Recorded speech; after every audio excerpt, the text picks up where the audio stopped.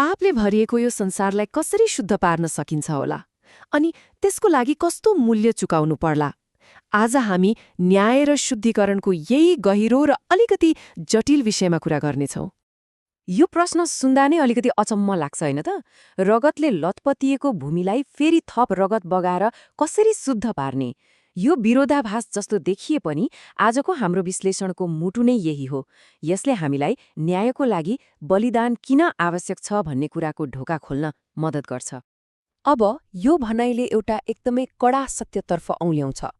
पापको दाग मिटाउन पाप गर्नेले नै त्यसको मूल्य चुकाउनुपर्छ। तर यो केवल बदला लिने कुरा मात्रै होइन, यो त सिङ्गो ब्रह्माण्डको बिग्रेको नैतिक सन्तुलनलाई फेरि ठाउँमा ल्याउने एउटा प्रक्रिया हो। त्यसो भए भूमिको शुद्धिकरण भन्नाले के बुझ्ने त? ल, अब लागौँ हाम्रो पहिलो खण्डतर्फ।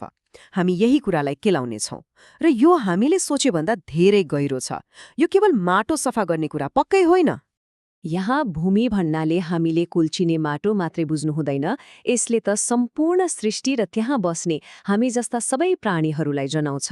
त्यसैले भूमिलाई शुद्ध पार्नु भनेको वास्तवमा प्राणीहरूलाई नै शुद्ध पार्नु हो। ल हेर्नुस् है, यहाँ एउटा ठूलो फरक छ। जमिनको भनौँ न, उसको आफ्नो इच्छा हुँदैन, उसले पाप रोज्न सक्दैन। तर हामी प्राणीहरू, हामीसँग त सही र गलत छान्ने स्वतन्त्र इच्छा छ नि, होइन? त्यसैले पाप जमिनमा देखिए पनि त्यसको असली असर, त्यो दाग, त्यो त प्राणीहरूको मनमा, उनीहरूको चेतनामा बस्न जान्छ। त्यसैले कुरा के हो भन्दा यो शुद्धिकरण भौतिक होइन, यो त आध्यात्मिक हो, नैतिक हो। जब प्राणीहरूको मनबाटै पाप गर्ने सोच हट्छ हो, तब मात्र त्यो भूमि साँच्चीकै शुद्ध भएको मानिन्छ। सोच्नुस् त, जब कुनै अपराध हुन्छ त्यसको असर अपराधीमा मात्रै सीमित रहँदैन। जब त्यो अपराध अरूले देख्छन्, त्यसले समाजमा एउटा नराम्रो छाप छोड्छ। यसलाई नै पापको छाया भनिएको हो र यो छायाले अरूलाई पनि त्यस्तै गलत काम गर्न उक्साउन सक्छ। अब प्रश्न उठ्छ, समाजमा फैलिँदै गएको यो पापको छायालाई रोक्ने कसरी त? हाम्रो दोस्रो खण्डले यसको एउटा अचम्मको जवाफ दिन्छ, र त्यो हो न्याय। तर सुन्नुस् है, यहाँ न्यायलाई प्रेमको एउटा रूपको रूपमा प्रस्तुत गरिएको छ। कस्तो अनौठो कुरा होइन त? ल, यो चक्रलाई अलि ध्यान दिएर हेरौँ है। जब अपराध हुन्छ, अरूले देख्छन् अनि पापको छाया फैलिन्छ, जसले गर्दा अरूलाई पनि पाप गर्न मन लाग्न थाल्छ। तर जब त्यो अपराधीलाई सजाय दिइन्छ र अरूले त्यो सजाय देख्छन्, हो त्यहाँनिर चक्र टुट्छ। उनीहरूको मनमा पापको नतिजाको डर पस्छ र पाप गर्ने इच्छा मर्दै जान्छ। यसरी नै समुदायको मन शुद्ध हुन्छ। यो एकदमै शक्तिशाली कुरा हो। यहाँ अपराधीलाई दिइने सजायको मुख्य उद्देश्य अरूको मनमा रहेको त्यस्तै अपराध गर्ने सम्भावनालाई नै जरैदेखि उखेल्नु हो। मतलब एउटा व्यक्तिको सजायले सिङ्गो समाजलाई बचाउने काम गर्छ। ओ, त्यसैले भनिएको हो न्याय प्रेमको अर्को अभिव्यक्ति हो। सुन्दा त सजाय दिनु कस्तो निर्दय काम जस्तो लाग्छ। तर यो दृष्टिकोणले के भन्छ भने सिङ्गो समुदायलाई पापको अन्ध्यारोबाट बचाउनु त्यो त प्रेमको काम हो नि। त्यसैले यो बुझ्नु जरुरी छ कि यहाँ न्यायको अर्थ व्यक्तिगत बदला होइन। यो त एउटा सिस्टम हो, एउटा संयन्त्र हो, जसले समाजलाई दुष्टताको महामारीबाट जोगाउँछ र नैतिक व्यवस्थालाई कायम राख्छ।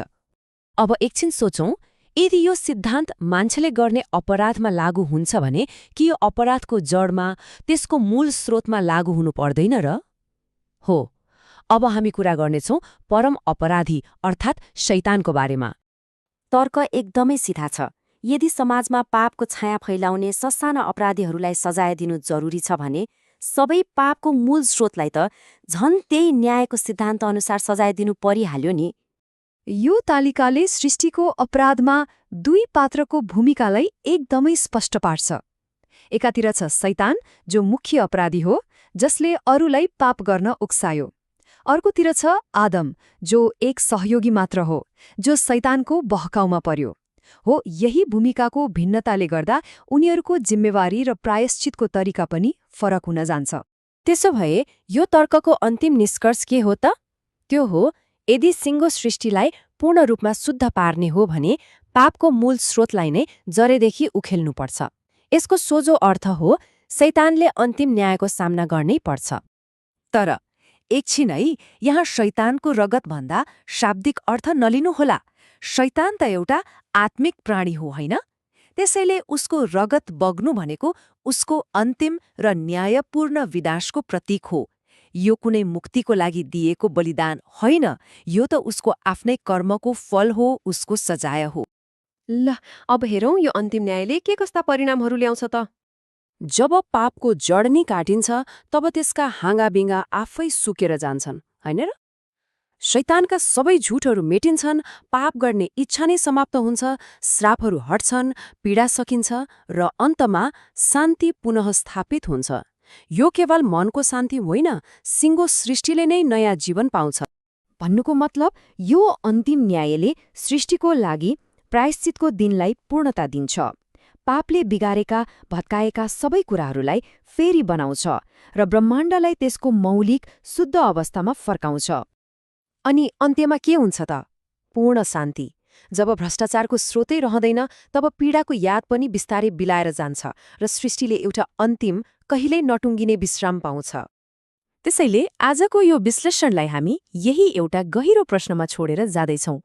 यदि साँचो र स्थायी शान्तिको लागि पूर्ण न्याय एउटा अनिवार्य मूल्य हो भने यसले न्याय र शान्तिको वास्तविक स्वभावबारे हामीलाई के सिकाउँछ?